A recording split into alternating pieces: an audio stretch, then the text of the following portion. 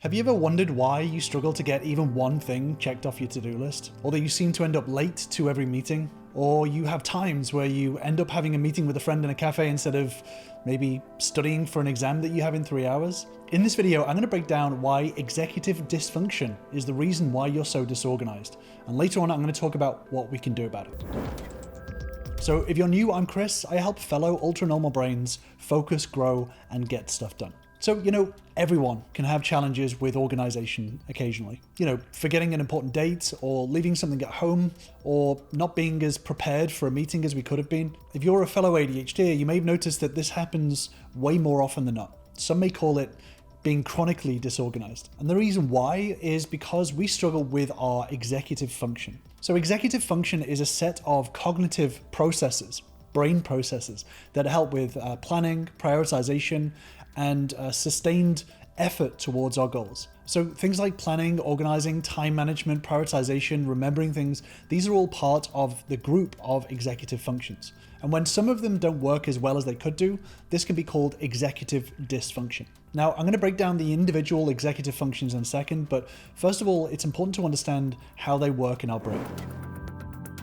So executive function processes happen in the frontal lobe and the basal ganglia. And these are the parts of the brain that are near the front. And in mammals, these parts of the brain are usually the last part of our brain to develop. In humans, this part of our brain is usually fully formed at around 25 years old. However, with ADHD, according to Dr. Russell Barkley, it can take around 30% longer to develop in ADHD brains. And because of this, we can struggle with a lot of these executive function skills, the organization, planning, etc.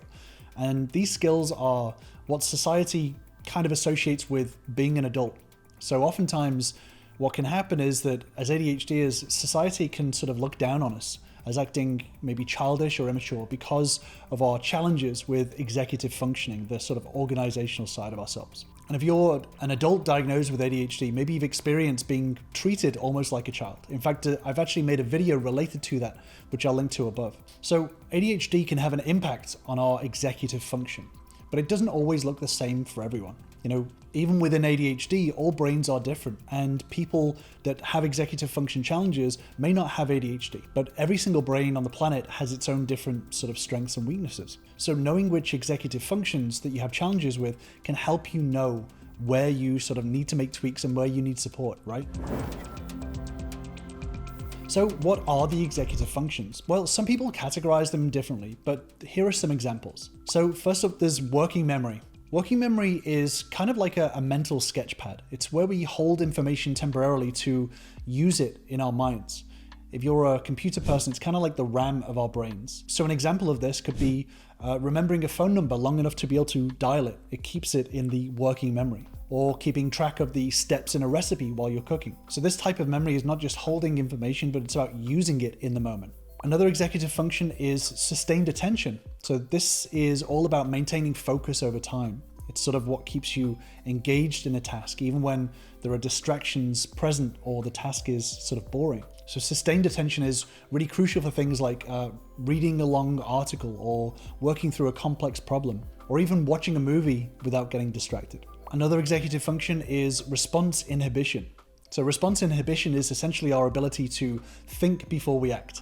It's kind of like having a mental break that helps us stop and consider our actions before we jump straight into it. And this skill is really crucial in daily life, where our impulses can sort of lead to poor decisions or even social sort of faux pas, social mistakes. For example, response inhibition can help you not to blurt out an answer in a meeting before fully understanding the question. Another really important one is emotional control. Emotional control is about managing our emotions in order to stay focused and stay grounded and maintaining a sort of a level head. And it's not about suppressing emotions, but rather sort of understanding and dealing with them appropriately. For instance, this is what would keep you calm during a stressful work presentation, or helping you not get sort of overly upset after a minor disagreement. Another one is task initiation. So task initiation is the sort of the get up and go of our brain. It's the ability to sort of start tasks without any sort of procrastination. And this is key in overcoming the initial resistance to begin a project or an assignment or doing some sort of chores or something like that. Basically, anything that we're not particularly excited about, it's the ability to do it regardless. By the way, before I continue with these executive functions, I've actually made a free download for you to help you figure out what your own strongest and weakest executive functions are. If you want to get your hands on that download, just click on the link in the description. The next one is planning and prioritization. So this skill is about mapping out how to tackle a task and determining which steps are the most important. It's kind of like having the project manager inside your brain. It helps in organizing complex tasks, figuring out which part to do first, and keeping track of multiple tasks or multiple goals. Then there's organization. So organization is obviously beyond just keeping a sort of a tidy room. It's about structuring informational items in a systematic way that makes sense and increases efficiency. This helps in finding important papers or keeping track of commitments or even organizing our thoughts in a coherent manner during conversations. Then there's time management. Time management is about how effectively we use our time. And this involves estimating how much time tasks will take, setting aside enough time to complete them, and adjusting it as needed. And struggles with this can often be referred to as time blindness, which I have a whole video on, which I'll link to above. And good time management can lead to a much more productive and less stressful day-to-day. Another executive function is follow-through. This is about setting goals and following through with them. It's the drive that keeps you going towards a goal, even when you're sort of faced with obstacles or distractions. And this is really crucial for long-term projects. You know, oftentimes as ADHDers, we can struggle with follow-through, and sometimes people can associate us with someone who is more likely to let people down because we don't follow through with the things that we say that we are going to do, despite our best intentions. The next one is flexibility or task switching. This executive function is all about being able to adapt and shift gears between different tasks or different thoughts. So for example, if you're working on something and someone comes up to you, it's what helps us to change our plans when circumstances change, or think about a problem from a different angle. So for example, if your boss dumps a load of new work on your desk, switching from the task that you're on onto that task is a really, really crucial skill. Then there's metacognition.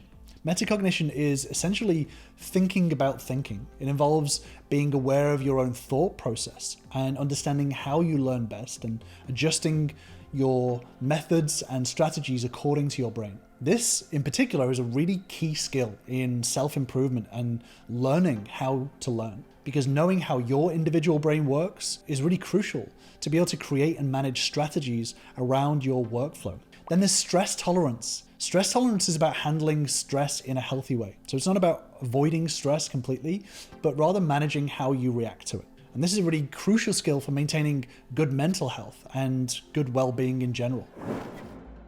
So after all that, what can we do to support executive functions? Well, it depends on which executive functions are your weakest and which are your strongest.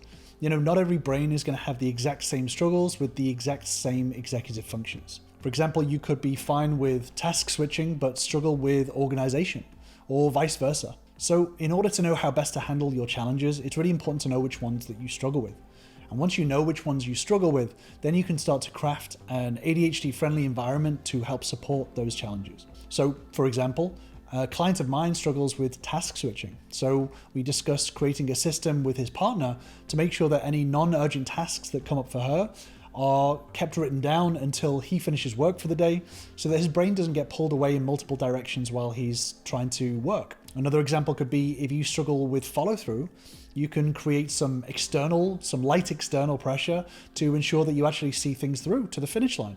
So like an accountability buddy or an ADHD coach. Or if you struggle with stress tolerance, you can reduce the stress in your life, as well as maybe go to therapy and learn some of the skills to help deal with stressful situations better. And I really encourage you to take a look at the download that I've linked to, so you can really familiarize yourself with the different executive functions and where your challenges lie. And once you get that, I would ask myself two questions. One, how can I increase the resistance to my weaknesses? So what things can I put in the way of the challenges? What environmental things can I craft around myself to help work around those challenges? And then how can I decrease the resistance to the tasks that I want to do? How can I bring the things, my goals, closer despite my challenges? Again, I'll link to the download below if you want to find out a little bit more about those executive functions. But the main thing is to learn more about how your brain works and what executive functions that you struggle with. So I really encourage you to take a look at that download that I've linked to below to help support those individual challenges. And if you want to learn even more about ADHD and organization, then I've got a video for you right here. I will see you over there.